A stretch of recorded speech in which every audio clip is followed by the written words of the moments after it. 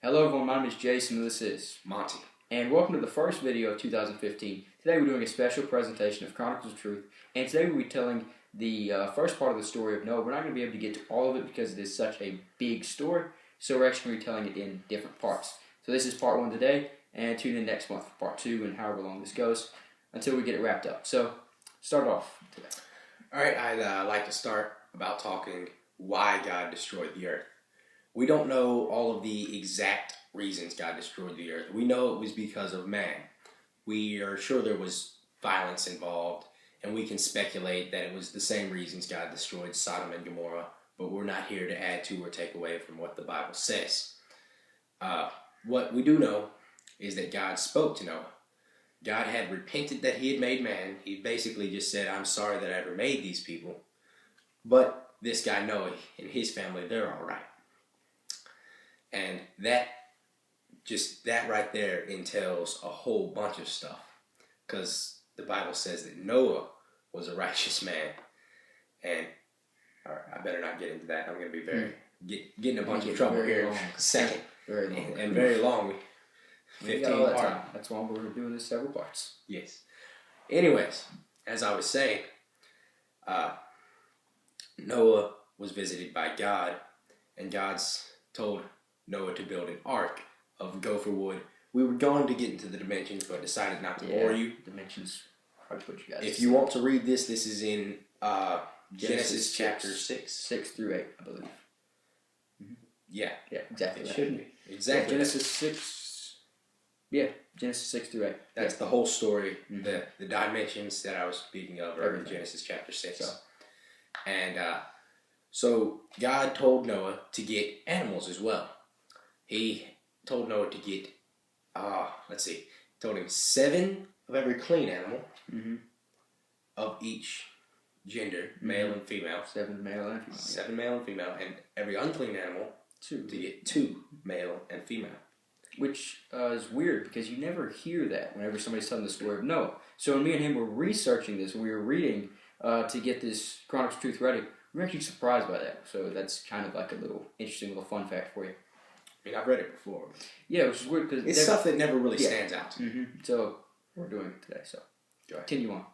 You done? Go ahead, take over the story. Interesting part of Genesis 6, which you may remember from an earlier Bible chat, which you talked about in the Nephilim. Genesis 6 takes place within the same, many people believe within the same time frame of Noah. In fact, it even says that this is in the generation of Noah. So interesting about Genesis 6 is Genesis 6, of course, you have the Nephilim, and then just a few generations afterwards you have Noah. So one could speculate that one of the reasons that God chose to destroy the earth was to wipe out the Nephilim. That is a theory that is very popular among theologians and such.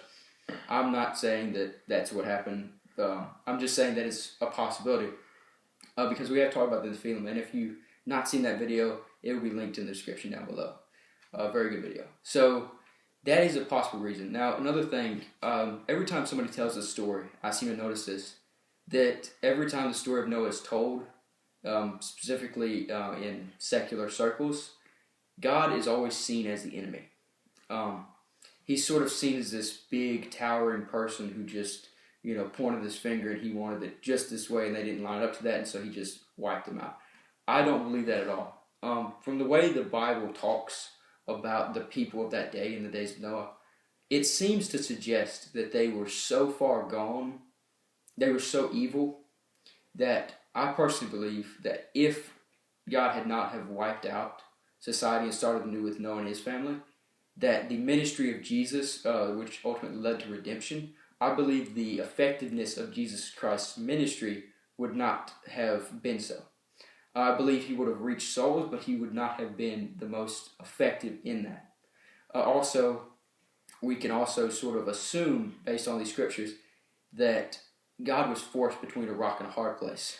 It's either I wipe out all of humanity and I just start anew with Noah, or else, some crazy stuff's going to have to happen down the road just so I can actually save their next generation. So I believe that God was forced into this position. I don't believe that he I don't believe he was just sitting up in heaven waiting for somebody to do something that he didn't agree with just so he could snap his finger and the floodwaters come and wipe everybody out. I don't believe that. Mind you, he knew that this was going to happen.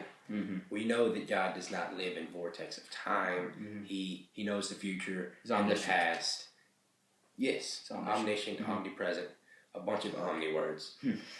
But we know that God knew about this, but there's a fine line between God's knowing that everything's going to happen and God controlling certain things and man's human will, which is why he created man in the first place, so that we could worship him by choice, unlike the angels. So I believe that's all of Chronicles Truth, because the next part you get into how God spoke to Noah, and then of course how he went on the ark, and then you get into the rest of the story. The reason we decided to break it up is because we didn't feel like we could cover, because Noah is a very important story, if you don't already know. Because in Old Testament typology, it is so interesting because it sort of shows types and shadows of redemption and God's grace.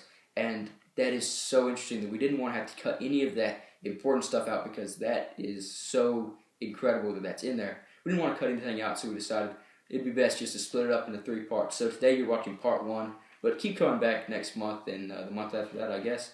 And we will finish the story of Noah outright. So I believe that's everything unless anything else is going.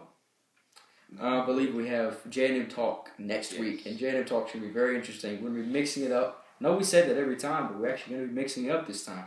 We're going to be doing something totally new, and I don't want to spoil it for you, but you don't want to miss this one. It's going to be very funny, very interesting. Let's just say we'll be making fun of ourselves. I think we usually say we're going to be mixing it up just simply because we're talking about something we haven't talked about yet.